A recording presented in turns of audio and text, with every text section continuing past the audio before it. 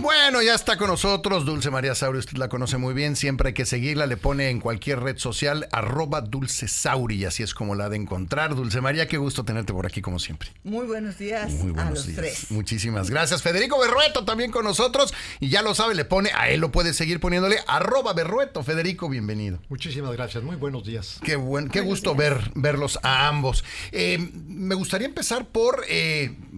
estrenamos mesa política, por lo menos estrenamos presidenta y gobernador, entre otras cosas. Dulce María, tu opinión sobre el discurso en la Cámara de Diputados de la presidenta Claudia Sheinbaum, porque ahí es donde entiendo se da el mensaje político. Ese es el lugar, ¿no?, donde inicia todo. A ver, para mí el discurso fue esencialmente continuidad sin cambios. Claro, me puse afanosamente a buscar indicadores de nuevos rumbos. Y sí encontré. ¿Cómo cuáles? A ver, por ejemplo, para mí es muy significativa su posición respecto al medio ambiente, porque sí marca una diferencia desde mi perspectiva muy relevante en materia de políticas públicas para el desarrollo en general por parte de la presidenta Sheinbaum. Me pareció también significativo que ella haya anunciado el tope de la producción petrolera. ¿Por qué razón?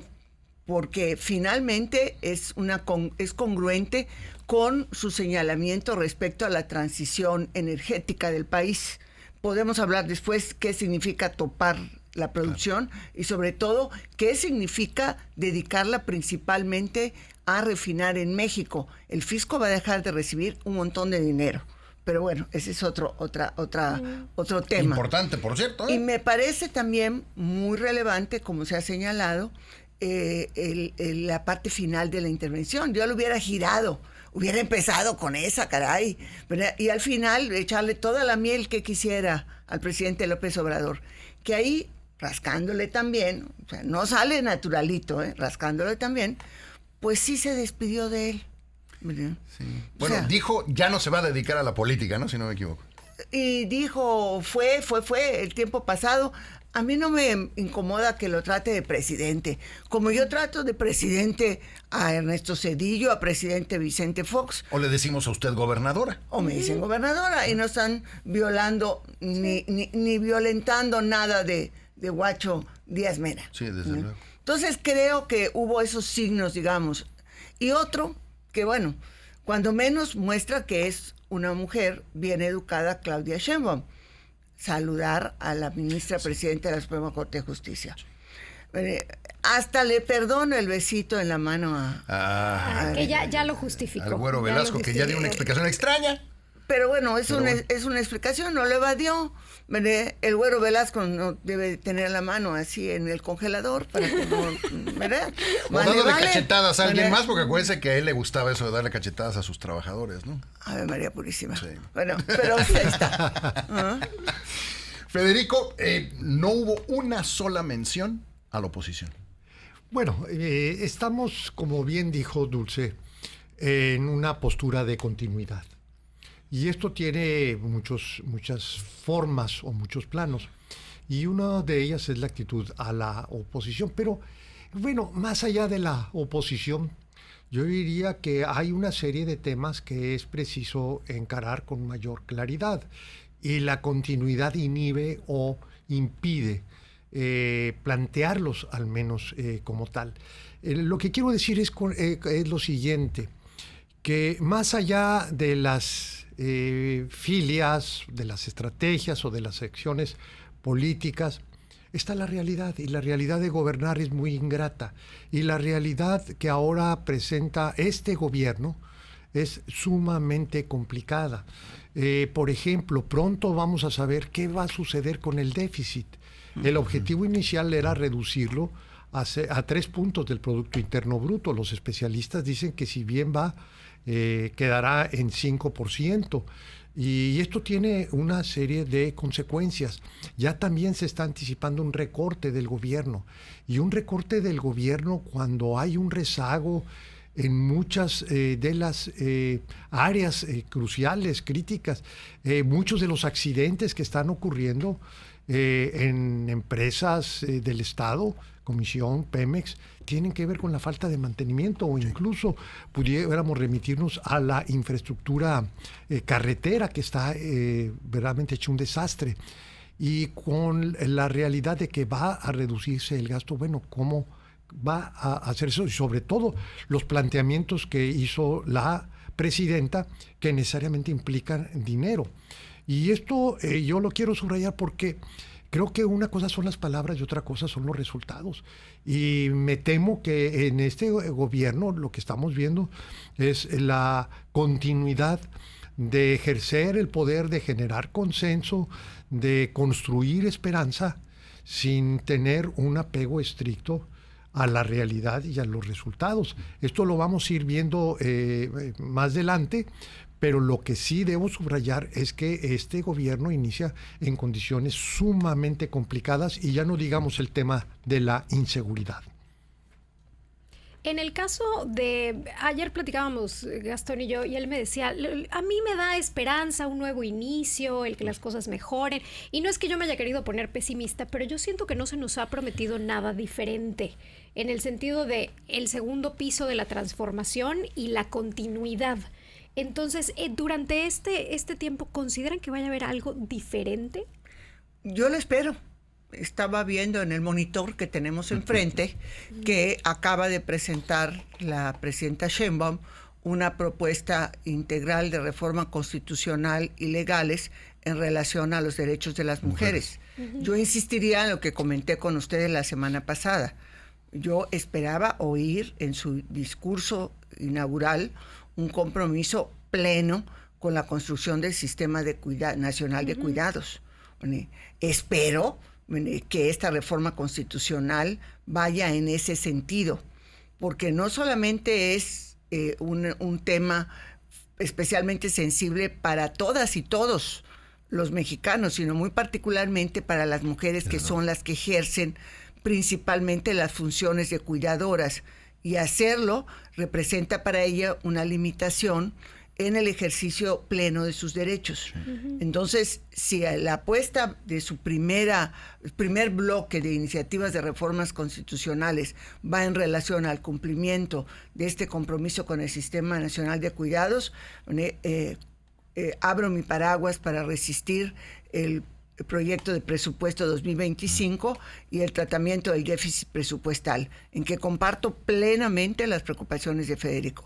Sí, es todo un tema, porque además no está tan fácil reducirlo. En fin, es todo un reto y habrá que ver de dónde sale el dinero. La semana pasada le decíamos que aunque no han incrementado los impuestos, lo que sí es que han bajado los subsidios, lo cual de alguna manera acaba siendo exactamente lo mismo, no más que mediáticamente pues es vendible de otra manera.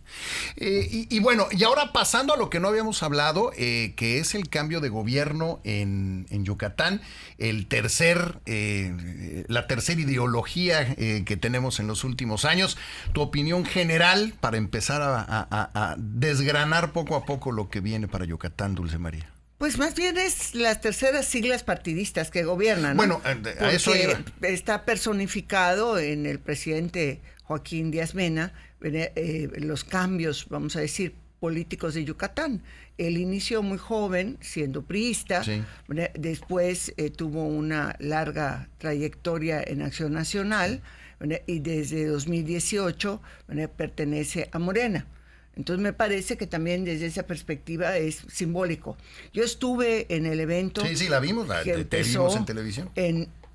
Pues a las 11 de la noche, justo para terminar en el momento en que ya habían, no sonaron, por cierto, las campanas de la catedral, pero bueno, las 12 de la noche. Okay. No sonaron, pero ahí estaba la jerarquía católica en pleno, ¿no? Encabezadas por el obispo Pedro Mena. Pero me pareció muy significativo, perdón por los símbolos, el inicio en maya de la intervención de Joaquín Díaz Mena, porque hasta donde la memoria me da, aún siendo maya parlante el doctor Francisco Luna Can, cuando tomó posesión el 1 de febrero de 1976, no se dirigió en su lengua materna a Yucatán. Solo existe el antecedente de Felipe Carrillo Puerto, No lo sabía. Que así lo hizo. Entonces, o sea, para mí, o sea, aprecio esto. Ahora bien, dicho lo anterior, a la hora de que empecé otra vez como gambusina a buscar, no encontré cómo se va a operar el llamado renacimiento maya. Vamos a decir, cuál es el conjunto de políticas públicas, además del incremento de los subsidios, muy en la línea de lo que anunció horas después la presidenta Sheinbaum, cómo se va a hacer. Me pareció particularmente importante el reconocimiento a la necesidad de impulsar las obras de infraestructura, el llamado, y digamos que aquí tuvo también el efecto de que se sintió un poco más real, ¿no? Uh-huh. El llamado a gobernar con todas y todos los yucatecos. Fue un clima, digamos, que hasta la naturaleza se portó muy bien, vamos a decir, cordial, afable. Y otra cosa que me pareció curiosa, solo me vi a mí misma como exgobernadora.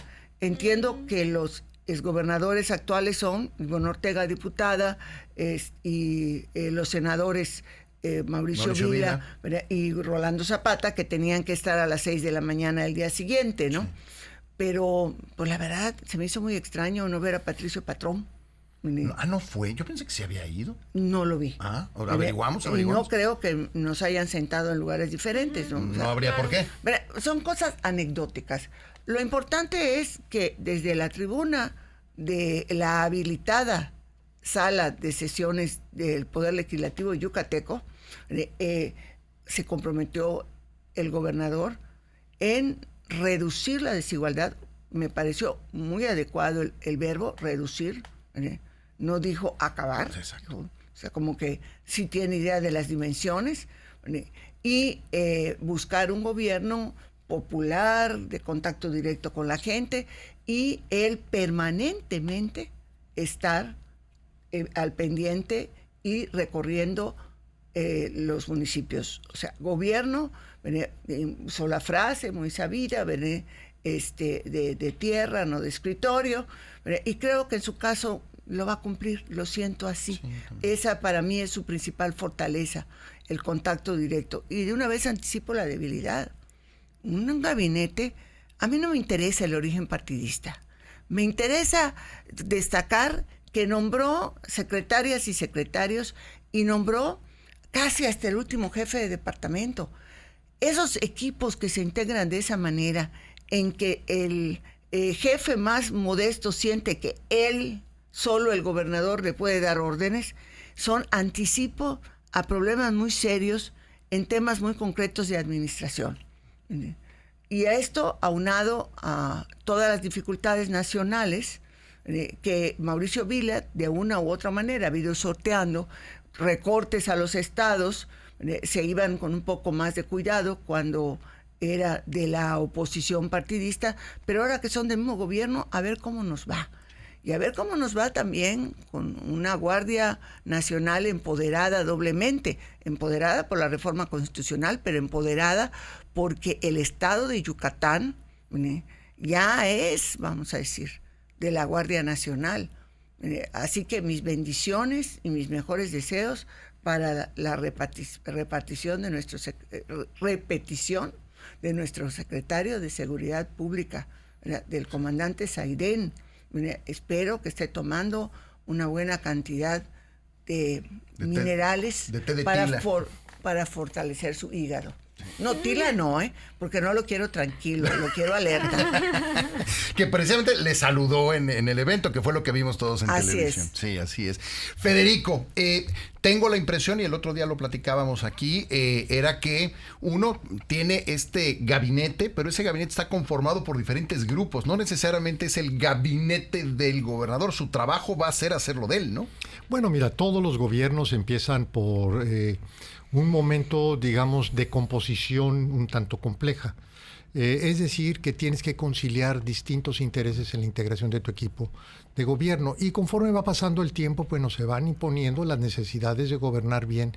Y viene un proceso, digamos, de depuración. Es natural que esto suceda, va a suceder en el nivel federal y también va a suceder en los estados en los cuales se eligieron gobernadores o gobernadoras, como es el caso de Yucatán. Aquí yo lo que vería, yo destacaría tres cosas. Primero, uno, que aquí no se respira este ambiente de revancha, de rencor, esta actitud rijosa entre quien gobierna y quienes se le oponen o no pertenecen a su proyecto. Y eso es muy sano. Y además honra una tradición donde la alternancia, pues no... Yo creo que ha habido más confrontación entre las fuerzas de un mismo partido que de un partido respecto a otro, pero bueno, ya es una cosa que veremos. La otra situación que yo destacaría es la relación con el centro. Y esto que se ha mencionado de hacer de progreso, de conectar el Tren Maya, o más bien volverlo un tema de carga y donde progreso es uno de los puntos estratégicos, creo que es un anuncio muy prometedor y ojalá y esto tenga pronta realización.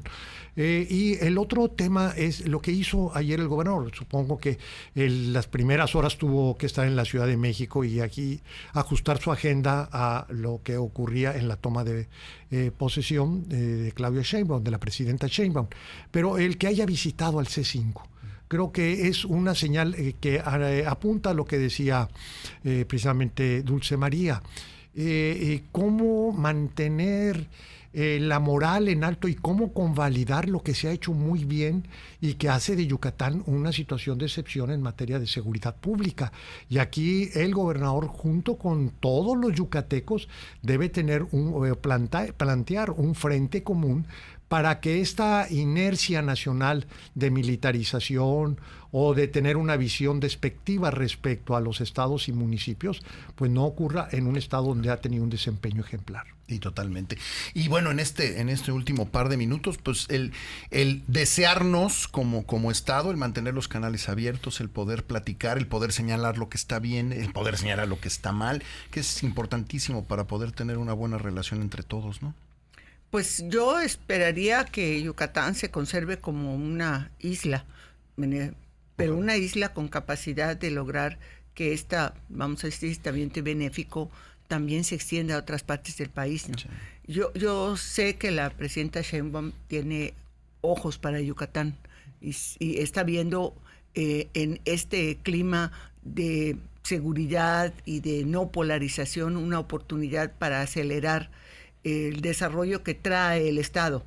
Y particularmente me gusta otro detalle que tal vez pasa desapercibido, que Jorge Zavala, que fue el director del Instituto de Investigaciones de la Universidad del Hideo Noguchi, se haga cargo del proyecto del Parque Científico y Tecnológico, porque creo que si logra rescatar la idea original, sí, que traía desde el gobierno de Ivonne Ortega, que fue cuando se construyó el parque, y juntarla con esta determinación de la presidenta Sheinbaum de hacer de la ciencia y la tecnología un estilo y una forma de gobernar, creo que Yucatán tiene mucho que hacer. Sí. Espero que el gobierno de Huacho Díaz Mena así lo entienda y lo trabaje. Ojalá que así sea, Federico. Pues siempre los relevos de gobierno invitan a la esperanza. Creo que en el caso nacional tenemos un escenario mucho más complicado del que tenemos en Yucatán. Creo que hay condiciones aquí para ver las cosas con un sentimiento de fundada esperanza. Sí, totalmente. Bueno, pues veremos cómo salen las cosas, próximamente. Nada más rápido, nos dicen aquí, nada más para que con esto nos vayamos, se está presentando ante el Congreso las primeras iniciativas en materia de derechos y protección a las mujeres. El primer paquete de 5 iniciativas, una de ellas constitucional, busca acrecentar los derechos de las mujeres y garantizar su acceso a la justicia. Explicó la presidenta que elaborará una cartilla de los derechos de las mujeres y piensa distribuirla entre toda la población. La secretaria del Bienestar, Ariadna Montiel, explicó cómo funcionará el programa de pensiones para mujeres de 60 a 64 años. Así que ahí lo tenemos. Ahí vamos. Pues ojalá. Federico, como siempre. Muchísimas Arroba gracias. Berrueto, Dulce María, como siempre, muchísimas gracias. A ustedes. Arroba Dulce Sauri, así es como la debe buscar.